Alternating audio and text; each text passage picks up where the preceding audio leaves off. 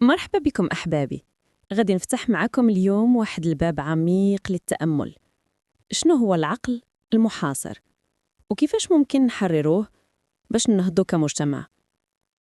العقل المحاصر هو عقل كيملك طاقة كبيرة، ولكن محبوس وراء قيود داخلية بحال الخوف، الشك، الأفكار السلبية والتبعية العمياء للموروثات، وقيود خارجية بحال أنظمة تعليمية جامدة، ضغوط اجتماعية كتخنق الإبداع، أو سياسات كتمنع الحرية.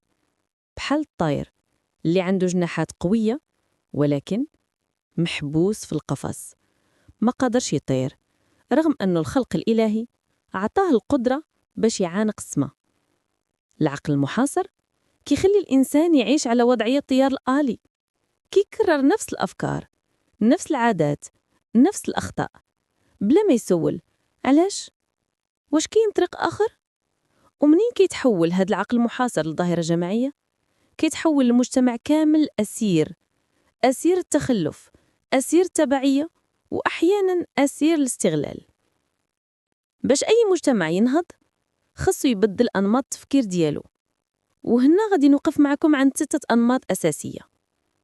أولاً، التفكير النقدي هو القدرة على طرح الأسئلة. علاش كنآمن بهاد الفكرة؟ واش فعلاً صحيحة ولا غير عادة ورثناها؟ المجتمع اللي ما كيسمحش بالنقد كيبقى واقف بلاصتو وما كيتحركش. ثانياً، التفكير الإبداعي هو الشجاعة نخلقوا حلول جديدة، ماشي نقولوا هذه الطريقة الوحيدة، بل نسولوا شنو ممكن يكون أفضل. الأمم اللي نهضت ما تبعتش الطريق القديمة فقط، بل خلقت مسارات جديدة. ثالثاً، التفكير العلمي، يعني نبحثوا، نجربوا، نتأكدوا. العلم ماشي رفاهية، بل هو أساس أي تقدم. المجتمع اللي ما كيأمنش بالعلم كيبقى يتخبط في العشوائية والخرافة. رابعاً، التفكير الجماعي، النهضة ما كتجيش بواحد الفرد وحده، كتجي من روح التعاون، المشاركة، والشعور بالمسؤولية الجماعية. أنا خاصها تحول نحن. خامساً، التفكير المستقبلي، ما نبقاوش عايشين غير في الماضي. الماضي مهم، ولكن المستقبل محتاج تخطيط، رؤى، واستثمار في الأجيال القادمة. وسادساً، التفكير القيمي، أي نهضة بلا قيم كتمشي بحال بناية بلا أساس. الحرية، العدالة، الكرامة، والاحترام، هادو هما الأعمدة اللي كيتبنى عليها مجتمع صحي ومتوازن. الخلاصة أحبابي، النهضة ماشي غير فلوس أو تكنولوجيا.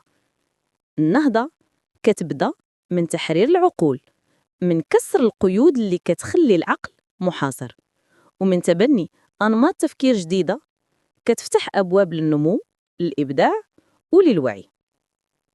نتمنى هاد الكلمات تلهمكم وتخليكم تفكروا فين أنا محاصر وفين نقدر نحرر راسي باش نكون جزء من نهضة أكبر. شكرا بزاف على المتابعة. ما تنسوش تشتركوا في القناة بديعة وعي، وتبارتاجيو الفيديو مع اللي محتاج يسمع هاد الرسالة. حتى نلتقيو في موضوع جديد. كونوا بخير ومع الوعي.